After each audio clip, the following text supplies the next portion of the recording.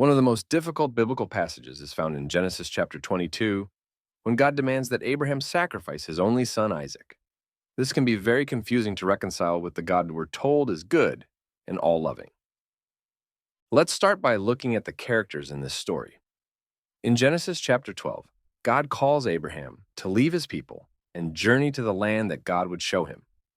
God made a covenant with Abraham to make him into a great nation, to bless him and make his name great.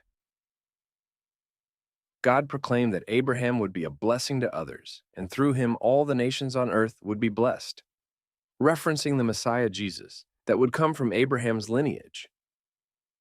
At this time, Abraham had no children, yet God told him his descendants would be as numerous as stars in the heavens.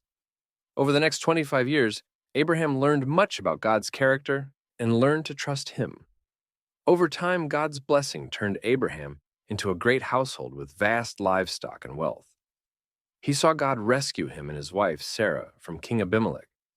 He dined with the angel of the Lord and his hosts, and he negotiated with God before God carried out the judgment on Sodom and Gomorrah. Then, at an age where it was biologically impossible for Sarah to conceive, Abraham was blessed with a son, Isaac. Isaac was the promised child of the covenant, the beginning of the great lineage God had promised years ago. God would later reveal himself to Isaac as he did his father and change his name to Israel, promising to extend the blessings of Abraham to him to create a mighty nation. Yet here we are in this story decades after God promised Abraham a son, and decades before God would call Isaac Israel, yet God demands a sacrifice. What could have been going through the mind of Abraham? Abraham was a follower of the one true God, Yahweh.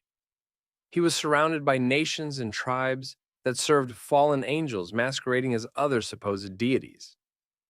These fallen angels would often require their worshippers to offer human sacrifices, as we see in other passages of Genesis.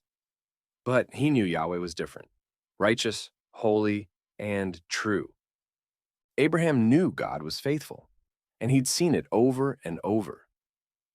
Genesis 15:6 tells us that Abraham believed God, and it was credited to him as righteousness. Because of his faith, Abraham trusted God. The author of Hebrews tells us that in 11:19, that Abraham considered God was even able to raise Isaac from the dead.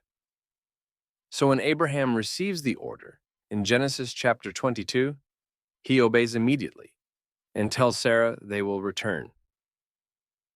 We see many allusions to the sacrifice of Jesus Christ in this story. Isaac carries the wood for the altar, as Jesus would carry his own cross to the hill of Golgotha. During the journey to Mount Moriah, where the sacrifice was to take place, Isaac notices that his father has not brought a ram to sacrifice. When he asks his father about it, Abraham simply replies that God will provide it.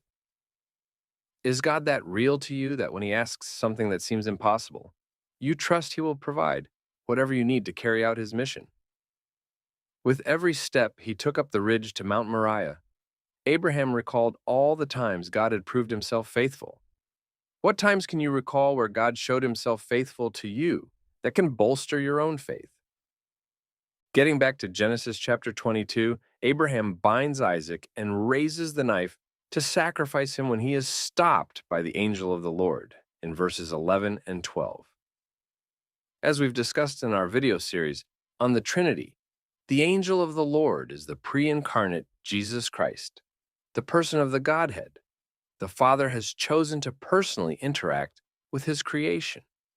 The angel of the Lord tells Abraham, "Stop, for now I know you fear God, and would not withhold your son, your only son, from me." So what was the point of all this? God is all-knowing. Why make Abraham go through this excruciating exercise if he already knew Abraham's heart? The answer is, like the entirety of the Bible, it all points to Jesus Christ. As Abraham is the father of the nation of Israel, God is the father over his creation. God, too, would sacrifice his only son, Jesus Christ, for the redemption of humanity's sins. While we don't see the anguish of the Father while Jesus hung on the cross, We do see the anguish of Abraham as he raised the knife. It's a picture of God's heart, a heart so full of love, he's willing to sacrifice his only son in order that his creation would be reconciled to him and spend eternity with him in glory. This is not a story of a sadistic God. It's a picture of a loving father that would not withhold his only son for you. As the angel of the Lord finishes speaking, a ram caught in thorns is revealed.